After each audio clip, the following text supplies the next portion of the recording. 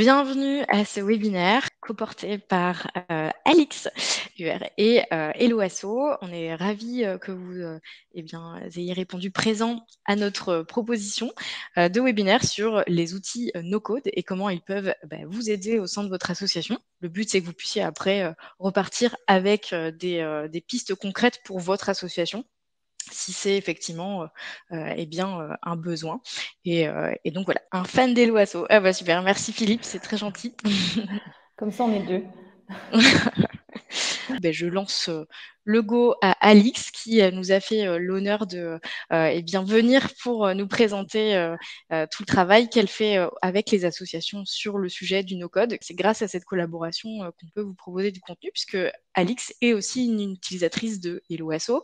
Et pour l'anecdote, tu avais participé, Alix, à un atelier co-construction utilisateur avec Juliette et Oui. ça avait super bien matché et on s'est dit qu'on pourrait proposer un super contenu pour les associations qui sont inscrites sur Hello Asso. Donc c'est formidable. Alix, n'hésite pas, prends la parole, je te la donne avec joie, présente-toi et c'est parti.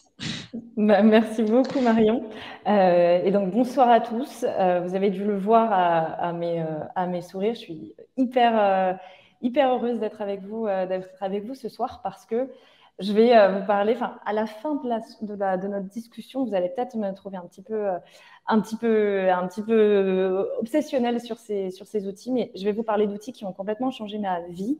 Non seulement en termes professionnels, puisque vous allez le voir, j'en ai fait mon métier, mais ça a aussi changé ma façon de militer. Parce qu'en fait, comme le soulignait Marion, moi de base, je suis dans des associations et je suis cette personne que je vous souhaite d'avoir dans vos associations, qu'on appelle en anglicisme, en abus de langage, la tool girl. Donc, la personne qui va s'occuper d'installer les trucs pour qu'on puisse faire des choses dans nos assos et un petit peu faciliter la vie. Et en fait, ce qui s'est passé pour moi, c'est que de ce personnage, cette bénévole, cette militante dans les assos, en fait, je suis devenue, 10 ans après, j'ai maintenant mon agence de communication et je ne fais que ça pour les associations, les fondations, enfin le monde du non-profit en général. Mais tout a commencé comme ça pour moi. Et c'est pour ça que le fait que Marion souligne que la première fois qu'on s'est parlé, c'est parce que j'avais sollicité via un outil qui s'appelle Zapier, dont on va avoir l'occasion de parler aujourd'hui. J'avais demandé à ce qu'il... donc Zapier, c'est un outil qui permet de connecter des outils entre eux avec une interface graphique via des API, mais sans avoir de compétences techniques pour pouvoir faire fonctionner tout ce beau monde. Et j'avais demandé à ce qu'enfin il crée un connecteur avec Hello Asso. Et c'est chose faite. Mais voilà, c'est pour ça que je suis avec vous aujourd'hui. Donc, la vie est un beau hasard. Donc, tout ça pour dire que, donc moi, je m'appelle Alix Sawyer. J'ai donc fondé une agence qui s'appelle Rouge le Fil en 2013. Et je suis depuis aussi longtemps que je puisse imaginer dans le monde associatif. Et depuis 2012 sur Hello Asso. Et donc, ce que je fais, c'est que j'aide les associations à exploiter leurs données, aussi pour qu'elles puissent se concentrer le temps précieux qu'elles ont.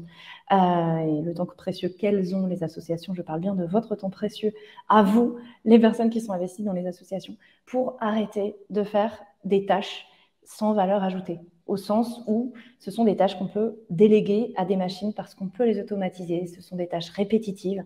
Ce sont toutes les fois où on a cherché des données on ne savait plus où un tel avait ouvert tel service et on a perdu les mots de passe. Bref, ça, je pense que je pourrais vous en raconter 10 000 des anecdotes et vous pourriez m'en raconter, du coup, proportionnellement 277 000 parce qu'on est tous on rencontre tous les mêmes problèmes. Et je les ai rencontrés dans mes assos à l'époque. Et maintenant, je les rencontre systématiquement toutes les mêmes avec mes clients. Et c'est aussi pour ça que j'ai commencé aussi à m'intéresser à ces problèmes-là. Parce que de base, quand j'ai lancé mon agence, je faisais des sites web, de l'accompagnement sur des présences numériques en général. Et puis en fait, au fur et à mesure, je me suis dit, bon, quand même, est-ce qu'on ne pourrait pas aussi faciliter cette partie-là? Parce que c'est la partie submergée de l'iceberg, c'est la partie que personne ne voit de l'extérieur, mais c'est ça qui nous coûte, c'est ça qui nous use quand on est dedans. Et je me suis jetée à corps perdu dans le no-code parce que ça rassemblait mes deux impératifs. Ce premier, de faciliter la vie. Et le deuxième, de garder l'autonomie. Parce que ce sont des outils, vous allez voir, qui ne vous rendent pas captif d'un prestataire ou, j'allais dire pire, même si ça peut sembler pas pire au début, mais en vrai, à long terme, c'est souvent pire, une personne qui a une compétence technique très forte, qui va installer des choses, qui va développer des choses pour une association, et puis le jour où il disparaît, tout part à volo. Et ça, je pense que c'est des choses que peut-être vous avez déjà vues. J'espère que vous ne les avez pas vécues vous-même. Et si c'est le cas, voilà, on est dans le même bateau. Mais l'enjeu des technologies no-code, c'est que n'importe qui peut prendre en main les outils, n'importe qui peut comprendre ce qui a été fait. Et moi, je trouve que c'est absolument révolutionnaire. Le premier, vous partagez mon enthousiasme pour le no-code. Ça, je pense que je peux déjà le check. En tout cas, je vous ai montré mon enthousiasme pour le no-code. On va voir si j'arrive à vous le partager. Mais c'est mon premier objectif. Pourquoi est-ce que je vous dis ça, en dehors de la boutade? C'est aussi pour vous rassurer. En une heure, voilà, le temps qu'on va passer ensemble aujourd'hui, bien entendu, on ne va pas faire un panel total. Je ne vais pas vous submerger d'un milliard d'outils. Je vous enverrai quelques ressources et vous aurez les liens, bien sûr, des outils dont on va parler. J'ai aussi une page sur mon site où je répertorie un peu tous les outils avec lesquels je compose pour développer les applications et toutes les formations que je fais autour du no-code. Mais l'idée, ça ne va pas être que vous sortiez de là en vous disant « c'est bon, je vais avoir un truc tout prêt, 17 outils différents, j'ai plus qu'à m'inscrire partout et tout ça ». Non. Ce qui est très important, c'est d'ailleurs pourquoi le deuxième point, c'est démystifier, c'est de ne tomber ni dans un excès, ni dans l'autre. Le premier excès, forcément, ça va être d'imaginer que c'est hyper simple, à la portée de tous, donc simpliste et qu'on peut prendre à la légère. On peut créer des usines à gaz en très très peu de temps avec le no-code. Donc, comme pour toute technologie sur lesquelles, comme technologie, mais quelle qu'elle soit, pas du tout uniquement dans le numérique, il est fondamental de se donner une direction pour utiliser les outils.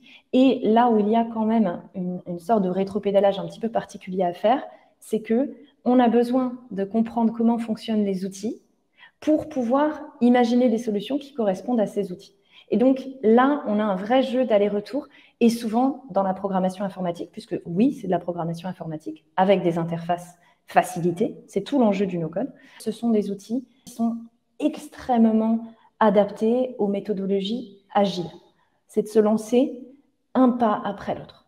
De ne pas se dire que d'un coup d'un seul, on va créer 17 outils et ensuite les imposer à tous nos camarades du jour au lendemain. Parce que la résistance au changement, c'est quelque chose qui est très, très fort dans ces choses-là, parce qu'on touche au fonctionnement, au process d'une association. Donc, on touche aux choses qui sont potentiellement telles quelles depuis des années et des années. Et les tâches qu'on se propose de réduire, peut-être pour certains d'entre vous, rassurantes. Là, je ne sais pas si certains d'entre vous se reconnaissent là-dedans, mais moi, je ne vous cache pas que parfois, quand je suis un petit peu stressée ou que j'ai des longues journées, j'aime bien me faire croire que je travaille en faisant des tâches complètement sans aucune valeur ajoutée. Des trucs de copier-coller, designer parfaitement une présentation ou ce genre de choses, quoi. Alors, je ne dis pas que ce n'est pas bien et qu'il ne faut pas le faire du tout, mais je vois exactement comment je suis dans ma tête quand je fais ces tâches-là. Sachez que c'est ces tâches-là qu'on va se proposer de réduire, mais aussi, ça va nous permettre de voir des choses qu'on ne voyait pas avant. Et là, je sors un peu de ma blague, avec le no-code, vous allez non seulement libérer des parties de votre cerveau en ne dédiant plus certains temps à des tâches, mais vous allez aussi voir des schémas que vous ne voyiez pas avant. Parce que les outils, en standardisant les données, vont vous permettre de mettre au jour ces choses-là qui, généralement, restent en dessous de la pointe de l'iceberg pour nous qui avons tous le nez dans le guidon. Et ça, je pense pas être la seule à avoir ce diagnostic dans la vie associative. Très souvent, on est quand même assez submergé. Et donc, le troisième point de ce qu'on va faire aujourd'hui, c'est l'imagination. Donc, l'idée, c'est de vous présenter le potentiel des outils no-code pour que vous commenciez à imaginer les usages pour vous. Et donc, en faisant ça, c'est ce que je vous disais tout à l'heure, cette fameuse roue de tant qu'on ne connaît pas un outil, on ne sait pas ce qu'il est en capacité de faire, donc on ne peut pas imaginer ce qu'il pourrait faire pour nous. Eh bien, c'est l'enjeu de notre temps ensemble. Je vais commencer par une définition du no-code, parce que je pense que beaucoup d'entre vous ont lu l'article d'Eloasso, mais pas forcément tout le monde. Peut-être que certains d'entre vous connaissent déjà le no-code et que d'autres, au contraire, n'en ont jamais entendu parler. Mais je me dis que si vous êtes venus ce soir, c'est que vous en aviez déjà entendu parler. En tout cas, voilà, je vais vous donner ma définition. Donc, au travers de 3 principes, et donc une définition. Pourquoi je commence par ces 3 principes? C'est vraiment pour établir un terrain commun par rapport à ce que c'est et ce que ça n'est pas, et aussi commencer à poser les jalons de ce que ça pourra faire pour vous. Parce que bon, nos codes en soi, on s'en fiche un peu, ça reste un outil. Derrière, c'est ce qu'on ça va pouvoir faire pour nous.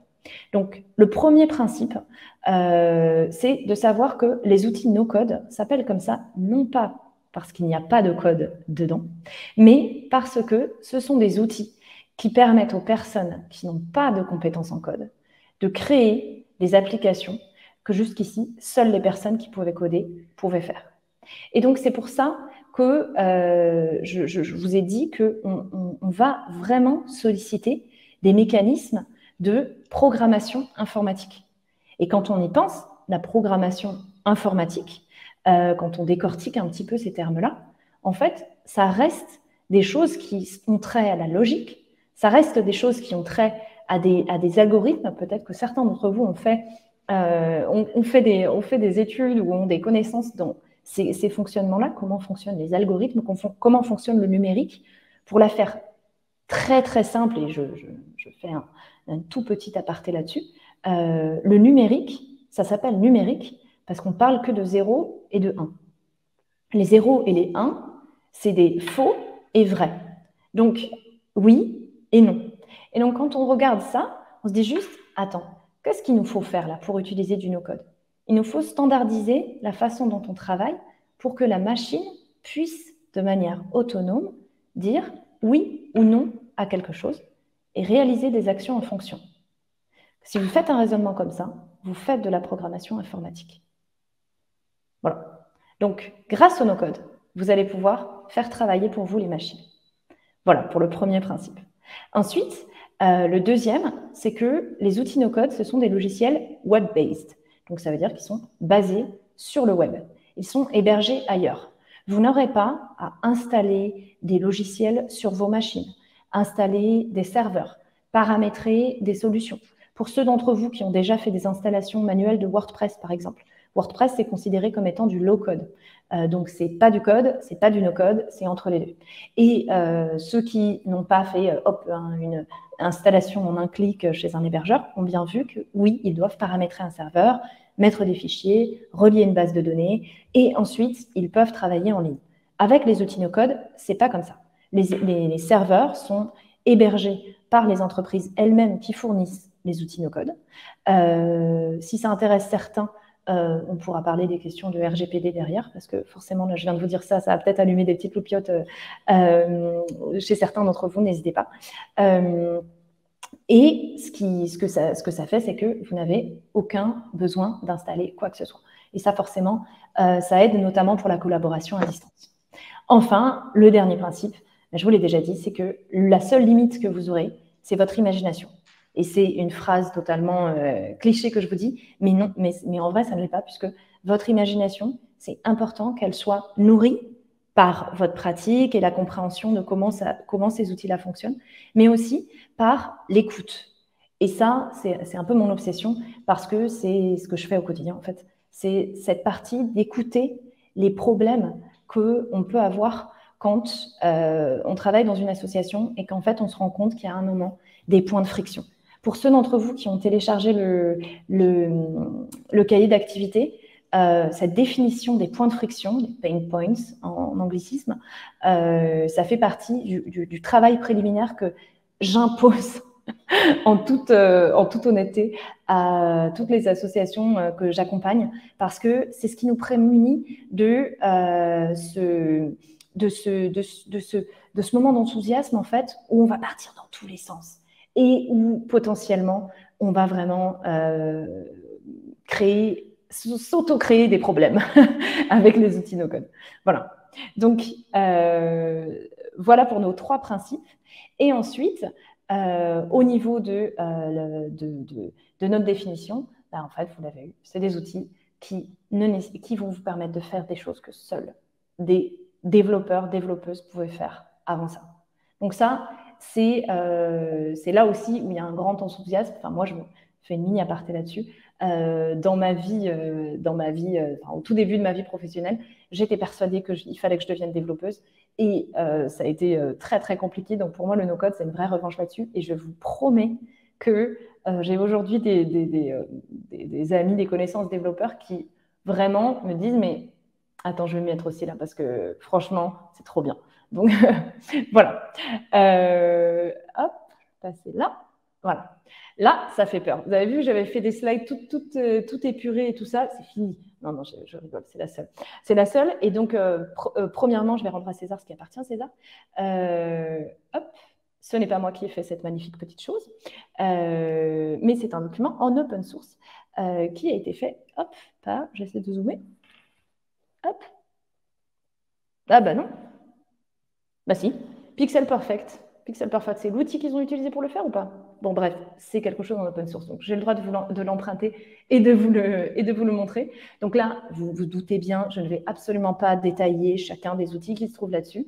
Mais je vous l'ai mis juste pour vous dire, OK, on peut faire plein de choses. Le no-code, je vous ai donné une définition qui peut paraître un petit peu comme ça, très, très, très éthérée. Mais la raison pour laquelle je fais ça, c'est parce qu'en fait, il y a énormément d'outils qui utilisent en fait ces principes du no-code que je vous ai énoncés.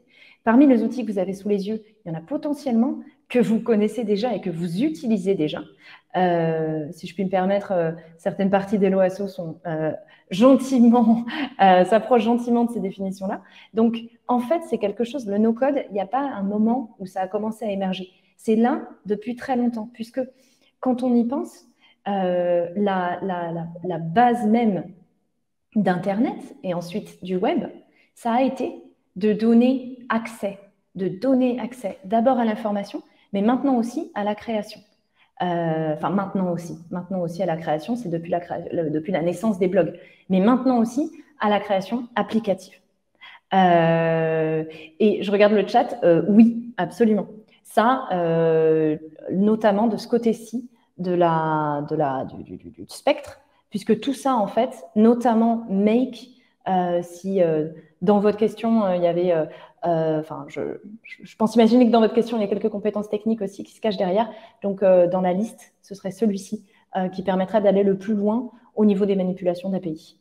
Donc, manipulation, les API, en fait, c'est les technologies qui vont permettre de connecter entre eux deux outils qui, de base, ne se parlent pas. Donc voilà. Et donc, dans les outils no-code, bien sûr, on a des outils qui sont Ah, attends. L'onglet questions. Ah, mais oui, l'onglet questions. Attends, pourquoi je ne l'ai pas? Je fais tout à l'envers par rapport à ce que tu as dit, Marion. Je suis désolée. Non, t'inquiète pas. Mais l'onglet questions est juste à côté de l'onglet chat. Et du coup, je pense que Laure expliquait à Philippe, en tout cas, expliquer qu'il y avait des questions aussi dans la partie de Philippe qui peut être intéressant. Mais on pourrait y répondre aussi après, il n'y a pas de souci. Mais moi, j'ai que le chat et j'ai pas l'impression d'avoir les questions. Ah, si, c'est bon, pardon. Voilà. Du coup, j'ai ouvert question, donc je ne lirai plus le chat. Voilà, pardon. Hein. Je pensais le trouver à côté, en fait. Non, c'était dans un autre. Ok, parfait. Est-ce qu'une partie de ces outils est en open source? Oui, tout à fait. Et il y en a un notamment que je suis en train de tester en ce moment qui s'appelle Anytype, qui est une entreprise allemande. Attends, je l'écris là. Hop, comme ça. Anytype. Voilà. Vous écrivez vraiment comme ça? Oui. Voilà. Et c'est assez, ils sont tous en open source parce que effectivement, c'est une très bonne question. Je pense que pour notamment tous les outils que vous reconnaissez, ce sont des entreprises privées. Moi, j'ai tendance à exploiter au maximum les versions gratuites, puisque tous ces outils ont des versions gratuites. Et c'est bien normal, puisque forcément, c'est des outils qui sont assez innovants, donc ce serait compliqué de vous demander de payer avant même de pouvoir les tester. Mais sachez que là, il y a du coup, donc cette aventure qui s'appelle AnyType, qui est basée en Allemagne, et qui sont en train de créer un ersatz de notions, et ils se promettent de créer aussi un ersatz d'Airtable d'ici 2024. Donc voilà, c'est un projet open source, c'est assez énorme, mais c'est très, très, très, très intéressant ce qu'ils sont en train de faire. Voilà. Et du coup, deuxième question, oui, exactement. Et oui, exactement, pour les deux questions. Donc, le premier, oui, c'est de créer cette standardisation du chemin de l'information et ensuite de l'automatiser avec les programmes, notamment Airtable, qui est le programme que je vais le plus vous montrer. C'est parce c'est le plus puissant, c'est celui qui intègre le plus de fonctionnalités dans un seul et même outil. Et c'est aussi celui qui ressemble le plus à des choses que vous avez déjà vues. Donc, notamment, en fait, Excel et Google Sheet, pour ne citer que. Donc moi, c'est celui que j'utilise en prédilection, enfin, c'est mon outil de prédilection, que je vais notamment dont je vais vous faire la démonstration aussi ce soir. Voilà. Donc, hop. Donc, par rapport au panel, enfin, j'ai vu dans le chat, du coup, avant de switcher vers les questions, j'ai vu que beaucoup d'entre vous, voilà, utilisaient certains. Je pense que du côté Typeform, vous devez le connaître, WordPress, bien sûr, Squarespace aussi, Wix pour certains, toutes mes condoléances. Non, je déconne, bien sûr. Notion, Asana, enfin voilà, WooCommerce peut-être pour certains aussi, même si du coup, si on est ici, vous ne devez sûrement pas utiliser WooCommerce puisque vous avez tout ce qu'il vous faut sur Helloasso. Bref, donc voilà, vous voyez, il y en a vraiment, vraiment beaucoup. Et c'est absolument pas exhaustif. Voilà. Donc, voilà pour ma petite intro. Donc, j'espère que ça a été assez clair. N'hésitez pas, si jamais vous voulez une précision sur quelque chose, au niveau, voilà, juste par rapport à cette intro un petit peu théorique, si je vous ai perdu, j'espère pas. Je ne vois pas du tout combien on est, mais j'espère qu'on n'est pas du tout passé on n'a pas perdu 30% des gens juste après cette intro. Parce que du coup, on va passer au très concret. Et pour ceux d'entre vous qui n'ont pas encore téléchargé le workbook, si vous avez envie de le faire, ça peut être le moment. L'idée de ce workbook, si vous l'avez sous les yeux, c'est effectivement, comme je vous le disais, de commencer par analyser vos pain points. Donc là, bien sûr, vous vous doutez bien qu'on ne va pas du tout, là, maintenant, tout de suite, se mettre à discuter de ces choses-là. Mais ce qui est important à garder en tête à ce moment-là, c'est que vous ne pourrez pas prendre tous les problèmes à la fois. Et ce serait vraiment ce serait vraiment compliqué de les prendre tous à la fois, mais il faut que vous identifiez des choses qui posent problème au plus grand nombre de l'équipe, aussi pour pouvoir contrecarrer cette éventuelle résistance au changement. Donc, ce que je voulais juste vous dire là-dessus aussi, c'est que, enfin, je l'ai mis aussi dans le workbook, mais l'idée, c'est de créer des outils petit à petit, des outils qui résolvent les problèmes de A à Z et sans que vous vous disiez, bon, bah, ça, je le ferai après, je vais faire je fais une autre partie du problème et puis je commencerai à résoudre cette autre partie après parce qu'il faut qu'une partie marche avant de partir sur la seconde. Ça, c'est une règle de programmation parce que sinon, vous allez vous retrouver avec des outils sans queue ni tête et en plus des outils qui se rentrent dedans littéralement parce que la solution d'un problème d'un côté qui n'est même pas optimale, en fait, contrecarre d'ores et déjà la situation de l'autre côté. Donc, vraiment, je vous conseille d'analyser les problèmes que vous pouvez résoudre dans les assos et de vous y tenir un à un. Donc, je vous propose de faire ce petit exercice, donc de penser à un problème que vous rencontrez de manière récurrente dans vos associations, ou alors à une frustration collective que vous avez dans un système que vous avez mis en place, mais dont vous vous rendez bien compte qu'il a ses limites, ou peut-être que les choses se croisent, une tâche répétitive qui vous semble vraiment absurde et pourtant impossible à éviter. Donc, si jamais vous avez des idées que vous pouvez, qui vous viennent en tête comme ça, n'hésitez pas à les partager. peut-être même dans les questions ou dans le chat si j'y retourne. Donc voilà, là, si vous avez des choses à partager, ça peut être intéressant. Moi, en attendant, j'avais un exemple d'un client à moi qui est une super belle asso qui s'appelle École pour tous. Et ils avaient cette chose totalement absurde où sur leur site web, ils avaient créé différents formulaires de contact en fonction de leur cible, puisque forcément, ils ont différents prospects, que ce soit des premiers concernés qui pourraient rejoindre l'association en tant que membres, des alliés qui sont sensibles au combat, mais qui ne sont pas premiers concernés, qui sont juste alliés, et puis aussi des personnes d'une coalition qui sont en train de créer, et notamment des personnes qui sont dans des écoles, puisque leur combat à eux, c'est de permettre à des personnes qui n'ont pas d'adresse postale d'accéder à l'école publique. Et la situation que eux rencontraient, c'est que ces mails-là, ça venait de leur site, ça arrivait sur les emails, et donc sur une mail commune qu'ils partageaient. Et en fait, personne ne savait si c'était traité, donc il devait aller dans les réponses, donc dans les messages envoyés pour aller voir si c'était traité. De temps en temps, quelqu'un par erreur répondait avec sa propre adresse, donc là, ça commençait à créer vraiment des problèmes. On n'avait pas attribué qui suivait, et on ne savait pas non plus si ça avait donné quelque chose. Donc ensuite, bien sûr, ils ont essayé de s'organiser avec un Google Doc. Ça a créé une situation complètement pas possible parce que personne respectait les standards dans le Google Doc. Ils prenaient des notes, mais c'est normal sur un coin de table parce qu'encore une fois, on a peu de temps. Je les attaque pas dans tout ça, vous vous doutez bien. Mais c'est que, voilà, déjà, on prend le temps de répondre à l'email et puis ensuite, on prend le temps de recontacter la personne. Peut-être qu'on se fait même une conversation intentionnelle avec cette personne. En plus, on doit aller sur le doc pour aller marquer ce qu'on a fait, ce qui s'est dit, à qui on passe la balle. Ça n'a pas du tout tenu, ils ne le faisaient plus, enfin bref. Donc, ce qui est là, ce qu'on remarque comme point de friction, c'est qu'ils se retrouvent avec, en fait, un besoin de centraliser, mais de manière extrêmement facilitée, les informations.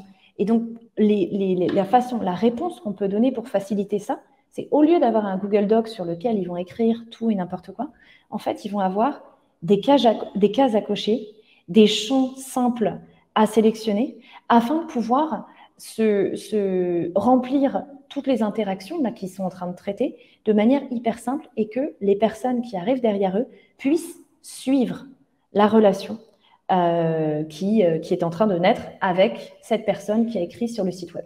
Et depuis qu'on mis en place leur outil, ils ont mais vraiment gagné, enfin non seulement ils ont gagné du temps, mais surtout ils ont fait baisser l'angoisse.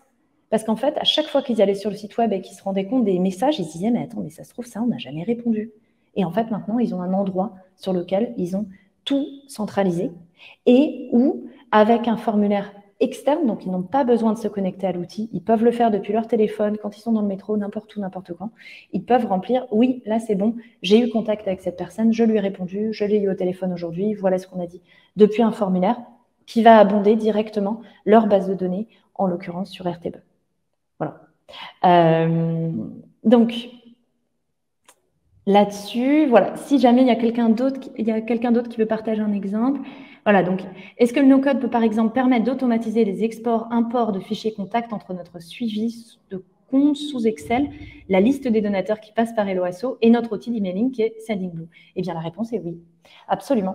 Et là, je peux dire oui d'autant plus puisque maintenant, le connecteur entre Helloasso et Airtable existe. Et donc, ce connecteur, il va nous permettre de faire que les personnes qui arrivent sur Helloasso et qui, je ne sais pas, s'inscrivent à une billetterie, font un don, font toutes les actions que vous avez paramétrées qu'ils fassent, vont, grâce au connecteur Zapier, arriver immédiatement dans Airtable. Et Airtable, via rebelote, une automatisation, va pouvoir envoyer les prospects qui ont émis leur souhait d'être d'accord, d'être inscrits à la newsletter, bien sûr, parce que toujours dans le respect de la RGPD, ils vont pouvoir arriver immédiatement sur Sendinblue sans qu'on fasse aucun geste. Et en plus, en ayant centralisé les choses, puisque de la même façon, les personnes qui s'inscriraient sur votre site, sur un formulaire d'inscription à la newsletter Sendinblue, c'est ça, Sendinblue, arriveraient de la même façon sur Airtable. Et Airtable gérerait aussi les éventuels doublons. Parce qu'il peut arriver qu'une personne s'inscrive de son propre chef au formulaire de newsletter sur le site, et de l'autre côté, s'inscrivent à une billetterie Hello Asso, fassent un don ou participent à quoi que ce soit. Hop, pour suivre le traitement des mails, et bien du coup, hop, Airtable. Et je note là-dessus AnyType.io.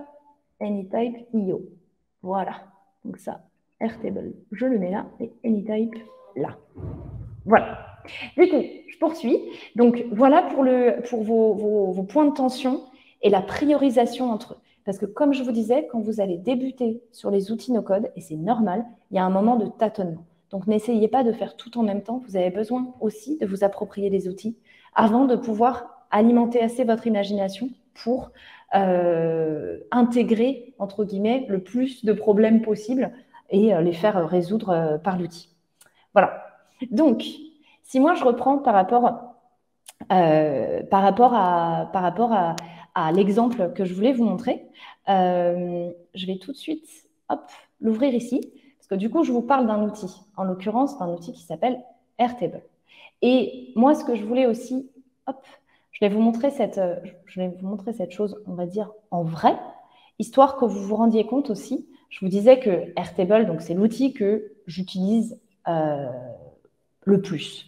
Pourquoi? Parce que là, vous en êtes peut-être rendu compte avec l'exemple que je donnais entre le lien Hello Asso, centraliser des données qui vont arriver automatiquement de toutes les sources différentes que vous pouvez avoir.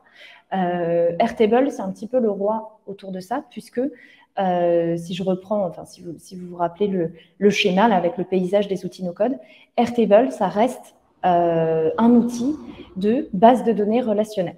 Donc là, quand je vous dis que la seule limite, c'est l'imagination, c'est que quand on débute sur Airtable, on a ça. Je vous crée une base vide, on a ça. Ça va nous créer une base. Du coup, là, je pense que j'ai une connexion qui n'est pas foufou, vu qu'il se charge à fond. Voilà, on a ça. Donc, autant vous dire que là, il va falloir faire preuve d'imagination. Donc, je pense que quand vous voyez ça, vous dites, bon, en vrai, ça va. On a des colonnes, on a des lignes, ça a l'air d'être assez facile. En vrai, c'est un petit peu plus complexe. Mais ce qui est intéressant, et donc on revient sur cette force du no-code qui va nous donner la possibilité, nous, qui ne connaissons pas la programmation, à fabriquer des choses qui pourtant fonctionnent de la même façon, c'est que on a quelque chose qui est finalement assez facile. Alors, il faut être un petit peu anglophone, certes, parce que Airtable, pour l'instant, n'est qu'en anglais, malheureusement, mais vous vous doutez bien, tout ce qui va être intitulé de colonne, et bien sûr, le contenu de notre base de données, on va pouvoir l'insérer dans la langue de notre choix. Mais ensuite, pour tout ce qui est des commandes, on va se rendre compte qu'on va pouvoir filtrer certaines données, on va pouvoir grouper des données, on va pouvoir ordonner, on va pouvoir aussi partager, et on va avoir aussi la pleine liberté pour construire notre base de données et construire des relations entre les éléments qui la composent. Donc, ce qui est important à comprendre dans la programmation informatique, mais aussi dans la structuration des solutions que vous allez créer, c'est que vous allez... Attends, je regarde la question... Je vais m'en servir. C'est une bonne question. Merci Brigitte. C'est parfait. Je préfère toujours partir des exemples que vous me donnez vous, forcément. C'est que faut comprendre cette structuration-là et cette définition d'une base de données relationnelle qui est le fondement de tout ce que vous utilisez tous les jours quand vous travaillez sur ordinateur.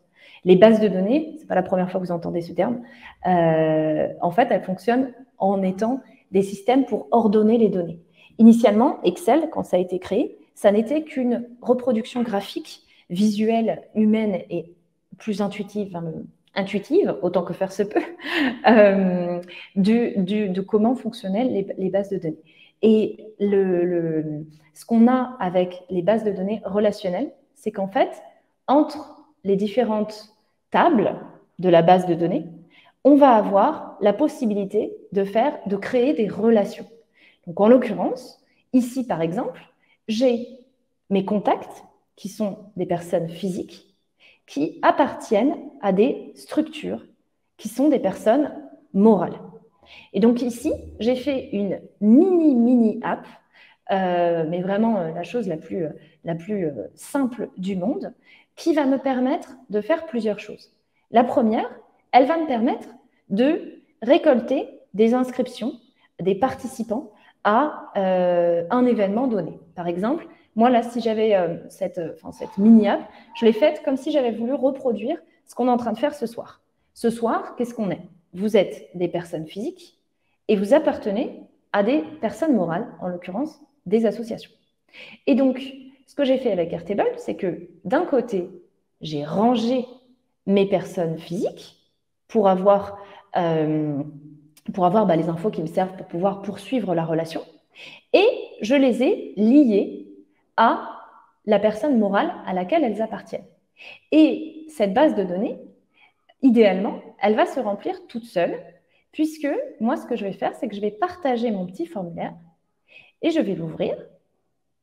Hop, si ça veut. Et là-dedans, je vais mettre toutes les infos qui m'intéressent. Donc, je le fais vite. Hein. Hop, voilà, j'envoie. Donc là, c'est super. Ici, hein, peut-être ça répond à une question que j'ai entrevue tout à l'heure. Là, tout ce que je vous montre, j'utilise la version gratuite d'Airtable. Vous imaginez bien pourquoi. C'est parce que si moi, je vous montre des trucs que vous ne pouvez pas refaire vous-même en essayant et en vous promenant un petit peu, je ne vois pas trop bien l'intérêt. Donc, vous avez ici, donc j'ai rempli mon petit formulaire. Et là, hop, vous vous doutez bien, c'est arrivé. Donc, imaginez si les inscriptions à ce soir, je les avais fait par ce biais. Là, j'aurais toute ma base de contacts qui se serait remplie. Et puis, moi, je pourrais très bien me dire, bah tiens, si vous avez envie, à la fin de notre temps ensemble, je pourrais très bien vous envoyer ce formulaire pour que vous me parliez un petit peu plus de vos structures. Et éventuellement qu'on discute, qu'on se rencontre, voilà. Donc ça fait partie des choses que forcément qui m'aident, mais immensément. Rendez-vous compte de ce que moi ça aurait été de mettre un formulaire sur mon site, d'aller remplir toutes ces informations, ensuite d'aller moi dans un autre outil éventuellement retenir quelle personne avec qui j'ai eu un contact pendant un événement, j'ai eu un contact sur les réseaux sociaux ou n'importe où, à quelle structure est-ce que cette personne appartenait, comment est-ce que ça se passe. Voilà, là, ça me permet vraiment de structurer mes données et de standardiser leur format. Parce qu'encore une fois, vous l'avez vu, sur notamment la mise en œuvre des contacts, c'est standardisé, au sens où, bah, tiens, je ne sais même pas écrire mon nom, donc voilà, on commence bien. J'ai des choses qui sont... je ne peux pas me tromper, en fait, dans les réponses. Donc ça aussi, ça va dans le sens de la standardisation. Si vous facilitez la vie de vos utilisateurs, ça rejoint l'exemple que je vous donnais tout à l'heure sur cette association qui utilisait un Google Doc pour pouvoir communiquer entre eux sur les différentes interactions qu'ils avaient pu avoir avec des personnes de l'extérieur, avec des éventuels futurs membres, donateurs, etc. C'est que comme ils n'avaient pas standardisé le format, ils se retrouvaient avec quelque chose d'imbuvable et quelque chose de complètement, finalement, d'assez inexploitable. Voilà. Donc là-dessus, ce que je voulais aussi vous dire, c'est que forcément, moi, je vous donne ici un exemple tout petit de rangement des données, mais là où ça devient vraiment magique, c'est que au niveau d'Airtable, on va pouvoir donc ranger nos données, donc les standardiser, mais aussi automatiser. Et là, ça commence à devenir assez énorme, puisque on se retrouve avec, en fait, à chaque fois qu'on a une condition qui est remplie, on peut faire que la machine travaille pour nous. Je vous donne un exemple. Si moi, j'ai un accord oral d'une personne pour s'inscrire à ma newsletter, je pourrais très bien dire, dans mes données, je vais créer une case ici, hop, qui sera une case, voilà, une case à cocher, dont la colonne s'appellera newsletter. Et moi, je pourrais très bien créer une automatisation qui va faire que, au moment où je coche ma case newsletter, mon automatisation part, elle se connecte avec Zapier et elle intègre immédiatement la personne dans mon service d'outils newsletter, quel qu'il soit. Et ça, forcément, ça va vous permettre de gagner un temps fou, mais aussi de limiter les erreurs. Et je peux vous dire que, notamment quand on manipule des données personnelles, c'est fondamental. parce que là, je vais faire la minute un peu relou, j'assume. Les RGPD, ça fait partie des choses dont on entend le plus parler et qu'on connaît le moins bien. Mais ces questions-là de manipulation des données personnelles, vous le faites forcément tout le temps. Je le présume puisque vous êtes sur Helloasso, donc forcément vous récoltez des données personnelles de gens absolument tout le temps. C'est absolument fondamental que vous soyez hyper attentif à ces questions-là. Parce que derrière, non seulement c'est problématique pour vos prospects, mais c'est aussi une question de droit. Et j'ai déjà eu dans mon entourage des associations qui s'étaient fait retoquer sur ces questions de RGPD. Je peux vous dire, c'est pas rigolo du tout. Donc voilà, c'était ma petite minute. Respectons les RGPD et oui, c'est important de demander du consentement par rapport à tout ça. Donc si j'en reviens un petit peu au niveau d'Airtable, donc attends, là j'ai fait mon exemple, tout va bien. Hop, je vais vous remettre sur ma presse qui doit se trouver ici. Oui, hop, ça c'était mon exemple. Hop, voilà. Et du coup, ce que moi je voulais vous demander maintenant, il nous reste un tout petit quart d'heure, on va dire, c'est est-ce que là, avec ce que je vous ai dit, ça a un petit peu nourri vos imaginations? Est-ce que vous avez des idées d'application qui vous sont venues en tête pour vos structures? Est-ce que bien sûr vous avez des questions, vous voulez que j'approfondisse sur certains points? Voilà, je suis toute à vous. Il y en avait une, comment permettre à des spectateurs d'un événement de choisir et réserver leur place sur un plan de salle en faisant apparaître celles qui sont déjà réservées et celles qui sont encore libres. Eh bien, j'adore, c'est trop bien. Bon, là, vous voyez ma petite obsession. Alors, pour ce faire, par rapport à cette demande, en fait, il faudrait créer 2 tables. Une table avec des spectateurs et une table avec les places. Et ce qu'on va faire, c'est que je le fais vraiment super rapido. Spectateur, hop, ici. Et là, on va avoir une deuxième table qui sera les places. Et ce qu'on va faire, c'est qu'on va lier les deux. Donc, les personnes vont avoir la possibilité, dans leur formulaire, de sélectionner une place. Mais on va dire à notre lien, donc là, je vais lier, hop, à mes spectateurs. Donc là, ce ne sera pas statut, ce sera place. Pardon, je suis dans mes places, donc ce sera spectateur. Hop. Donc, mes spectateurs vont choisir leur place. Et dans l'idée, je vais dire ici, hop, on ne peut lier qu'à un seul enregistrement. Donc, en fait, à chaque fois qu'une place sera prise, plus personne ne pourra la prendre. Donc, Alex, on ne voit plus ton écran. Oh non! Attends. Attends, je vous enverrai le lien de ce que j'ai fait. Bon, en gros, on peut lier entre eux nos enregistrements. Donc les lignes de notre tableur et on peut en fait empêcher qu'un spectateur se mette, en gros on bloque l'accès aux places qui sont déjà prises, quoi. Donc oui, ça c'est un fonctionnement ultra basique des bases de données, quoi, clairement. Alors, avis sur Bubble. Oui, beaucoup d'avis sur Bubble. Alors, ça fait partie des outils les plus puissants. Ça fait aussi partie des outils pour moi qui sont pas tout à fait no-code, qui sont un peu low-code, parce que c'est vraiment technique. S'il y a une question aussi qui est liée à Webflow, pareil, genre, c'est incroyable tout ce qu'on peut faire, très clairement, mais c'est vraiment, vraiment technique, quoi. C'est pas des outils qui sont faits pour débuter. On écrit à d'autres assos sur Instagram, est-ce qu'on pourrait suivre ses contacts avec Airtable? Alors, Meta a une API fermée. Je pense qu'à mon regard, vous voyez bien ce que j'en pense. Donc, pour ce qui est d'Instagram, voilà, là-dessus, ouais. Si vos prospects se trouvent sur Instagram, sachez que le but de la vie de Meta, enfin donc de Facebook, WhatsApp et Instagram, reste qu'on soit le plus captif possible, qu'on n'en sorte jamais et qu'on finisse par déménager dans le métaverse quand ils l'auront sorti. Plutôt Airtable que Notion. Complètement 2 usages différents, clairement. Parce que Notion, alors oui, il y a une partie base de données et tout. Clairement, si le besoin reste du côté des bases de données, pour moi, clairement, c'est Airtable parce que c'est beaucoup plus puissant. Mais Notion, ça a vraiment moi, c'est un outil que j'utilise tous les jours. C'est un potentiel immense pour tout ce qui est le knowledge management, donc le partage des informations, on a vraiment de la connaissance au sein de vos structures. Moi, ça m'arrive très, très fréquemment de faire cette alliance où je vais écrire, donc je vais faire mes bases de données relationnelles, donc finalement mes applications, je vais les faire sur Airtable et je vais y associer un espace Notion pour toute la documentation, c'est-à-dire vraiment pour accompagner les personnes à comprendre comment ces choses-là marchent, dans lesquelles je vais pouvoir insérer des screencasts, des parties de FAQ, etc. Donc, les deux, mon capitaine.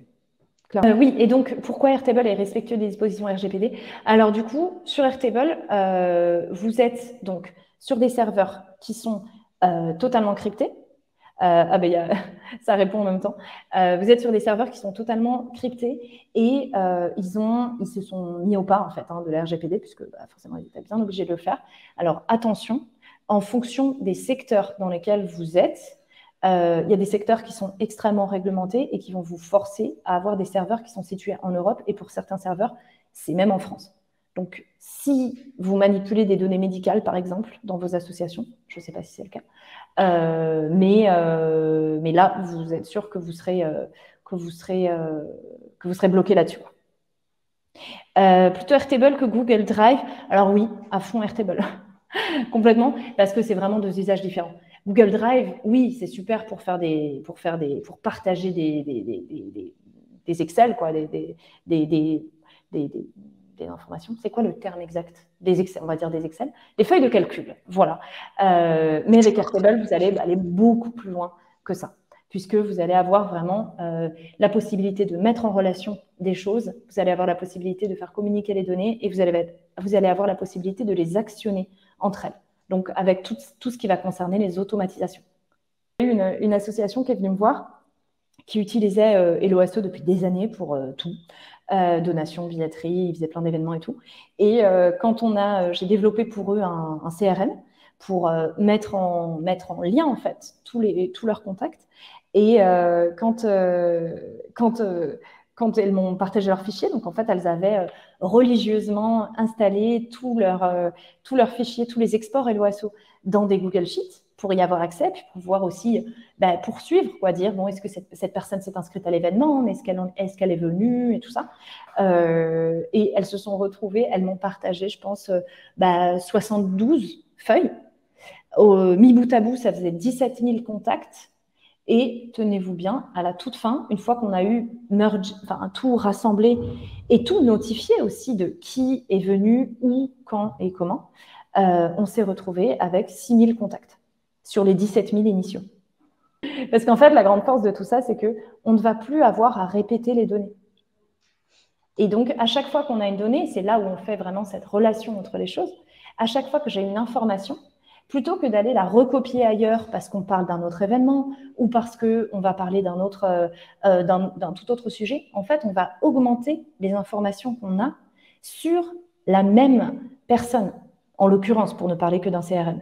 Et donc ça change tout. Parce qu'en fait, sur la fiche d'une seule personne, je me rends compte que cette personne, oui, elle a donné 3 années successives et puis elle n'a plus fait de dons. Elle est venue à 6 événements et ensuite, on l'a perdue de vue. Et ça, ce sont des choses forcément qui étaient totalement passées sous le radar. Vous pensez bien sur 17 000 interactions qui ont pu être faites par cette association sur Helloasso. Vous imaginez bien qu'elles ne se sont pas forcément rendues compte qu'une personne, une année donnée, n'avait pas fait de dons. Ouais. Alors, du coup, c'est peut-être le moment pour toi, Alix, de parler effectivement de l'étape suivante, c'est peut-être de venir à toi si jamais. Ah oui, c'est vrai. Oui, merci. En fait, du coup, donc je vous ai dit que je le faisais, c'était mon métier. Et en fait, moi, la façon dont je fonctionne, c'est que je propose tous les 2 mois des formations en cohorte pour les associations. Pour en fait que vous créez pour vous former sur les outils, pour que vous les créiez vous-même aussi, parce qu'en fait c'est en faisant qu'on apprend, vraiment sur les principes de on apprend à pêcher plutôt que je vous apporte du poisson. Et dans l'idée, c'est que justement il y a une émulation collective parce que c'est par groupe de 7 associations. Donc si ça vous intéresse, la prochaine elle est le 2 décembre. Elle débute le 2 décembre pour 6 semaines à raison d'une demi-journée par semaine, puis au milieu des exercices, des choses à avancer au sein de vos associations, puis ensuite des mises en commun. Donc si ça vous intéresse, ce serait avec grand plaisir de retrouver certains d'entre vous à la prochaine. Je vais vous mettre le lien hop, cette fois, c'est mon site voilà, plus sur qui concerne les assos. Et si vous voulez en parler, j'ai aussi un petit système sur mon site. Il est accessible d'ailleurs sur le lien que là, je viens vous envoyer pour qu'on en parle plus avant, pour que je vous parle de comment ça se passe cette formation, à quoi vous pouvez vous attendre à la fin de la formation, qu'est-ce que vous apprendrez. Enfin voilà, puis qu'on apprenne à se connaître aussi voilà, c'est quand même plus agréable avant de vous lancer dans une formation, de comprendre un petit peu où est-ce que vous mettez les pieds. Donc, vous pouvez booker un petit créneau via Calendly, qui est peut-être un outil que vous connaissez, pour qu'on se trouve 30 minutes pour discuter de tout ça, si jamais ça vous intéresse. Ce sera avec grand plaisir. Il y a une petite question, je crois, de Laetitia dans l'onglet. Ah, attends, sur la version d'Airtable gratuite. Alors, je vais m'y rendre tout de suite. Ça reste confidentiel? Oui, tout à fait, bien sûr, absolument, à 100%. J'ai un autre synonyme de oui. Non, vraiment, pas d'inquiétude là-dessus. C'est les mêmes serveurs que pour la version pro. Ce à quoi vous n'aurez pas accès, c'est certaines automatisations ou une multiplication de certaines automatisations ou des scripts, enfin voilà, des usages un peu plus avancés. On fait énormément de choses avec la version gratuite, ça, il n'y a pas de doute. C'est là, comment gérez-vous les homonymes? Ah, alors on peut tout à fait déduper, donc défaire les doublons via l'adresse mail. Et là, a priori, il n'y a pas de doublon possible, puisque justement, si on a 2 adresses mail. Après, on peut aussi, moi j'ai un cas avec un CRM où il y a beaucoup de gens qui sont du monde associatif et qui se sont aussi inscrits à d'autres moments avec une adresse perso. Donc là, je vais créer un second champ avec adresse secondaire, qui va me permettre aussi d'avoir l'information de sur quelle adresse privilégier les contacts. Et moi, je peux très bien aussi faire ce dédoublonnage automatique que je vais mettre en place. Je peux aussi le faire en prenant en compte 2 champs d'adresse. Donc, et si j'ai doublon sur ma première adresse, et si j'ai doublon sur ma deuxième adresse. Donc là aussi, on a toujours des solutions pour aller... En fait, dès qu'on a une information qu'on peut standardiser, c'est-à-dire, OK, même adresse, oui, non, même adresse, oui, non, on peut automatiser. Ben, écoutez, merci à tous pour votre participation. Merci infiniment, Alix, pour tout ton savoir, ton expertise et tes bons conseils. Avec plaisir. C'était un plaisir de t'écouter. Et je pense que ça, c'est aussi partagé pour les participants. En tout cas, il y en a beaucoup qui soulignent ton énergie. Et, donc, sur la première condition, l'enthousiasme a été transmis. Sur le reste, exactement. J'avais peu de doute là-dessus. Et donc, pour la suite, voilà, vous retrouverez pas mal de ressources. Et puis, évidemment, Alix reste à votre dispo si vous la contactez. Donc, n'hésitez surtout pas à le faire. Merci à tous. Bonne soirée.